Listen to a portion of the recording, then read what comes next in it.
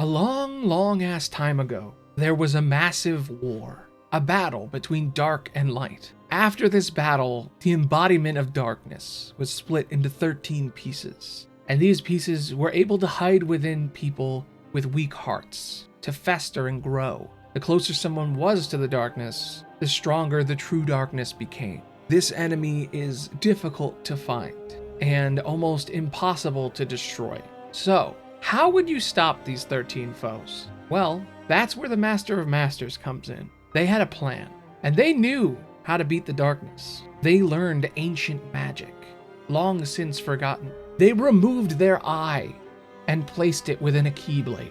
They could now see all future events near this blade. This allowed them to know perfect moments when they could move unnoticed through time. They found waypoints in time, anchors they could travel between. So they watched, they listened, they scouted the future. They created a book of prophecies, events destined to occur on this timeline. But while they witnessed the future, they learned about others who traveled through time. As they jumped from time to time chronicling history, as they looked through the eye that these time travelers carried, they would see it time and time again.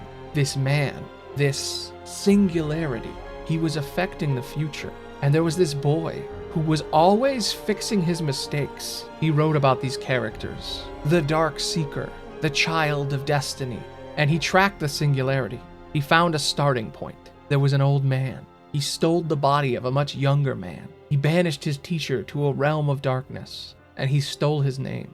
Ansem, the Seeker of Darkness. He was insane. He killed all his friends, and then himself. He was recreating tragedies of the past, trying to do the same plan that this Master of Masters was plotting, but on a smaller scale. His heart was separated from time. He was nothing but a robe. It was an interesting, simple and clean way to time travel.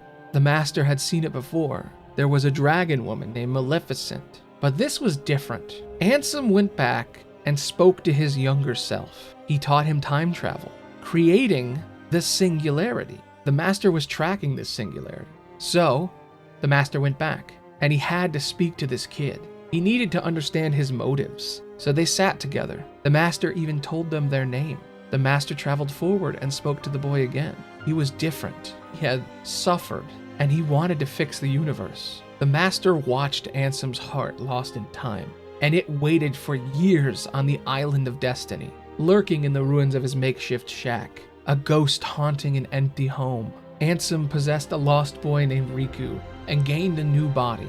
He was going to do it, to open Kingdom Hearts. His dream would be accomplished, but he was consumed by the light. The Master thought this problem solved itself. Another wannabe Master fanboy. But that's when he saw him, young Xehanort, and he traveled forward in time. The Master tracked this kid across time. One of the darknesses was still free. He jumped from one failure to the next. He took Ansem's heart just before it recompleted. Xehanort's body was still around. And that puppet, what a cool idea, the Master thought. Xehanort was a mad genius, and he had planned the unthinkable. 13 versions of himself, so similar to the 13 darknesses the Master was facing. He began to root for these kids, Sora and Riku. They were both children from Destiny Islands, but their paths seemed to be mirrors of each other. Riku saved Sora from Xehanort's plan. It's then a temporal ripple occurred. Near the end of his story, once Xehanort lost his body to Terra's will, he had come back. He grabbed all the time travelers, this group of 13, and traveled forward. The Master needed to understand why, so he let things play out. And surprisingly, the universe ended. This was not the outcome he was looking for. But just before the Master began to rethink his plans, boom, Sora went back in time. He passed through a tear in time, and the timeline was being rewritten. Two fates fixed at the same time. It was beautiful. This kid and his friends were incredible, and what a great story to deconstruct. But it was his turn now. The Master had seen it all unfold. The battle they fought was on the graves he orchestrated.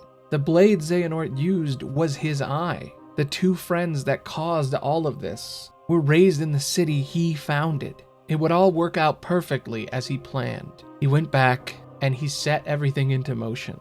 The unions would form. They would fight. So many kids would die. But half of the darkness would be contained. a pretty good trade. He gave Luciu advice, and he left clues for Ava to set things right. The kids were warned about the shadow that would survive, the one he found when he was looking into the future. And all but one darkness was contained. It was a perfect start. His foretellers traveled to the waypoints he found. The suffering Luciu survived led to the box and the sword being in the right place. They traveled forward in time, and darkness was quelled.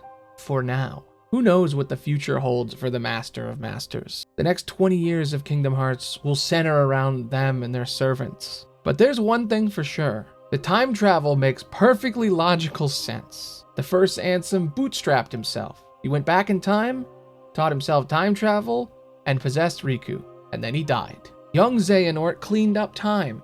He grabbed all the bad guys who failed to meet in the world that never was. Then, after failing to possess Sora, old Xehanort brought all the versions of him meeting to the future, to possess robot bodies and fight all the heroes one last time. And finally, Sora went back in time to undo the destruction of his reality, and fixed everything. It's pretty simple, pretty clean, and if you don't get it, watch the video again a couple times. There are other theories. The Sleeping Realm theory thinks that all of Kingdom Hearts 3 is a fever dream that Sora is having because he's already traveled through time, and it's a result of world line hopping. I think this is a little simpler, but Sleeping Realm does fit within this interpretation, so you can still believe that. But this is basically what happened.